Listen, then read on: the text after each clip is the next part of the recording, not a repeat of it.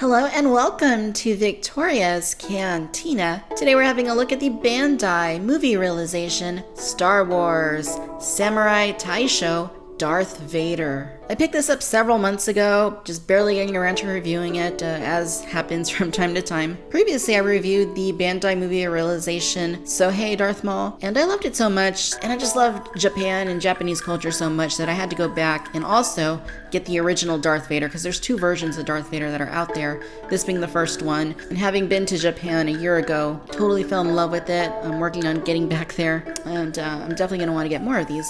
So looking at the packaging, it's got a really nice look to it. It feels like a quality packaging, kind of a matte cardboard sort of look. It's still got the Toy Japan sticker, which is the retailer I bought it from. And pretty cool. Bandai 2014, made in China. Tamashii Nations, Bandai. At the back, we get some more looks at the figure itself in different poses, including its accessories. Tells you that it's movable. It's got good molding. It's got option parts that you can use. Overall, pretty nice. Bluefin Distributors, which distributes a lot of the Bandai toys here in the US. Okay, so I'm going to go ahead and spend a little bit of time, get this out of the packaging, and when we come back, we'll take a closer look at the Samurai Darth Vader.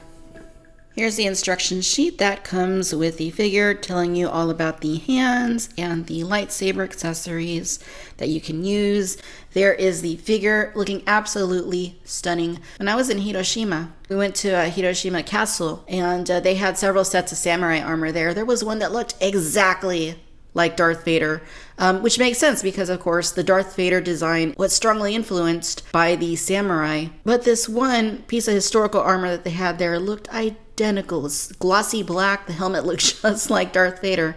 Unfortunately, they weren't allowing photos in there, so I wasn't able to get a photo, and I haven't been able to find one online of it. But it's really interesting how this figure basically brings all of that full circle and gives you Samurai Darth Vader. The aesthetics look excellent. A very heavily feudal Japanese influenced look to it. I mean, that's very obvious. You look at this, yes, it looks like Darth Vader, but it looks a lot like a samurai. And I just absolutely dig that. I think it's so cool. I like how there's quite a multitude of colors going on. It's not just black or black and silver like when you see Darth Vader. There's some other stuff going on there. There's some purples, there's some oranges, some gold. You got a long flowing cape just like Darth Vader has, and it's got a nice sculpt to it. And it kind of almost has what I call the Batman tips, where it kind of has the more serrated look to it. Of course, you get a lot of hands, you get your lightsaber accessories, a lot to talk about, so let's get to it. Here's a close-up look at the helmet. Now the helmet looks exquisite. As far as the Darth Vader aspect of it goes, you can see that it does have the lenses. It does have the shape that kind of goes around the mouth from the little nose piece right there to the little silvery dots right there. I wish I knew the technical terms of Darth Vader's helmet. I don't. And then, of course, the dome. But it also has that very samurai look to it as well. Very ornate imperial insignia there on top of the helmet. It kind of looks like he's screaming almost. You can see what looks like silver teeth.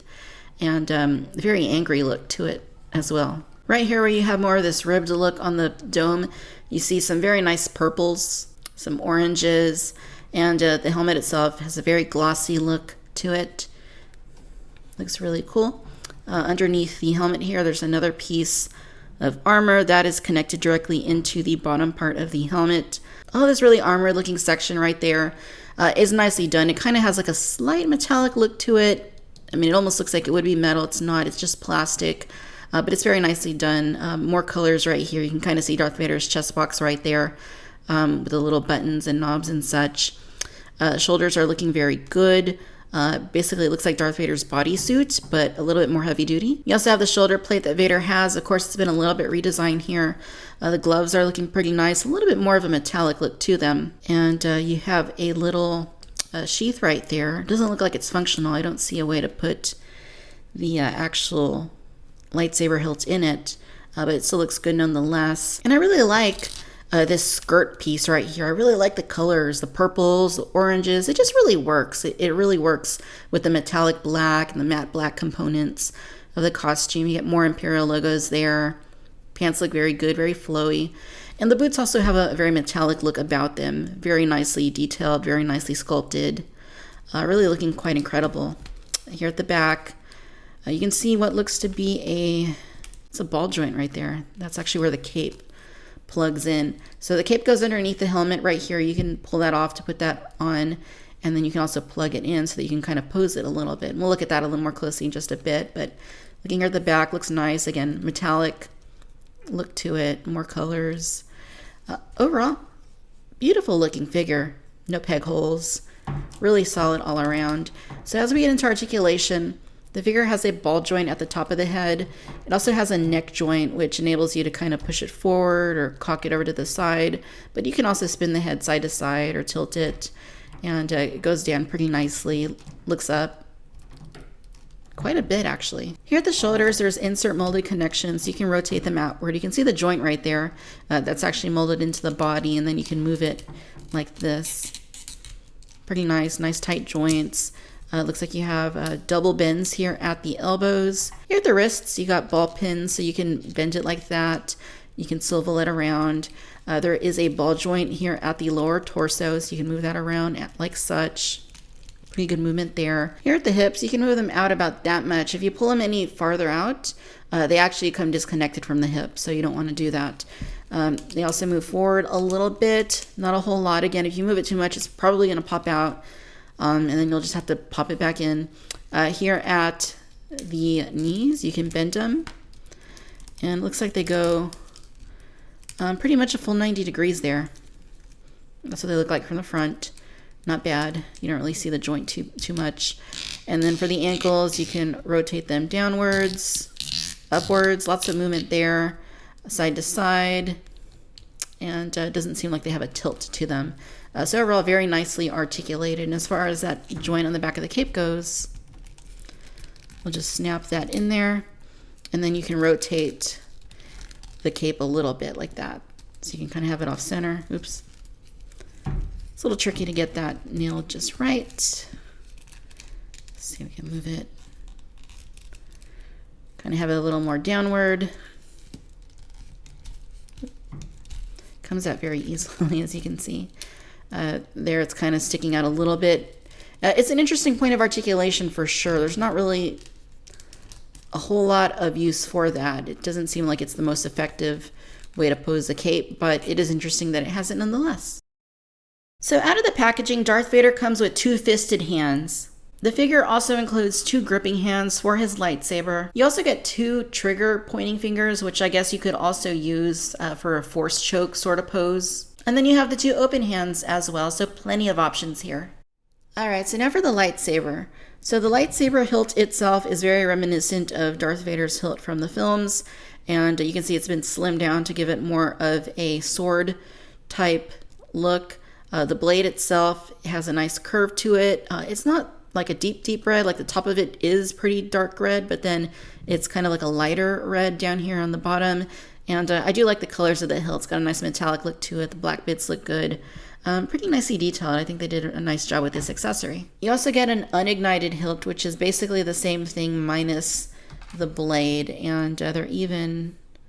they appear to be the same exact sculpt, it's just you don't have the blade in this one. So according to the instructions, you can actually place the hilt right here underneath where you see that sheath. So it's interesting how it doesn't go into the sheath, but it does have this little plug right there where you can actually just slide it into. Like that. You'll see 3 little prongs. Just kind of slide the bottom part of the hilt in there. And it seems to stay in place, so that's pretty cool. As far as these hands go, they pop off relatively easily. Then you just grab the hand that you want to put in there. And this is always fun. Come on, Darth Vader. Alright, so you kind of got to fight with it, but once you get it in, you'll hear an audible pop, and that means that it is locked in place. And as you can see, the figure does hold the lightsaber nicely. You can actually fit it in both hands, which I'm especially appreciative of. Here is Samurai Darth Vader along with Sohei Darth Maul. The Darth Maul has the helmet on. If you'd like to see the full review of that figure, I'll throw a link down below. But it's cool to see these next to each other. It looks like they're about the same height. Keep in mind, these are about 7-inch scale figures. So if you mainly collect 6-inch lines, these are going to be a little bit bigger. Now, Bandai has also shown photos of Kylo Ren, which has a really cool looking crossguard saber. And definitely one I'll probably pick up and add to this growing collection because I just think these are freaking sweet. Alright, ladies and gentlemen, so there you have it. This is the Bandai movie realization Star Wars Samurai Taisho Darth Vader. All in all, you guys, I think this is very fun, especially if, as I said at the beginning, if you're like me, you love Japan and Japanese history and culture, then I think you're really going to appreciate these. The level of detail that Bandai has put into this line is absolutely incredible. They really look stunning. Obviously, they're not going to look quite as good on a shelf with your other regular Black Series or SH Figuart Star Wars figures, but on their own separate little shelf or just having them, kind of separated away from the rest of your figures. They're incredible display pieces, definitely huge conversation starters. I just love the level of detail that went into this. The coloration, I think, works perfectly with this figure. The interchangeable hands, the lightsabers, articulation works well. I have very little to complain about here. They're not the most posable of figures, and that is to be expected given how bulky they are and all the armored bits that have been incorporated into the design. But aesthetically, there's nothing like these as far as Star Wars collectibles are concerned. If you like these, I definitely recommend adding them to your collection. They're stunning. Alright, my friends, hope that you've enjoyed this video. If so, do give us a like, do subscribe. Let me know your thoughts down below.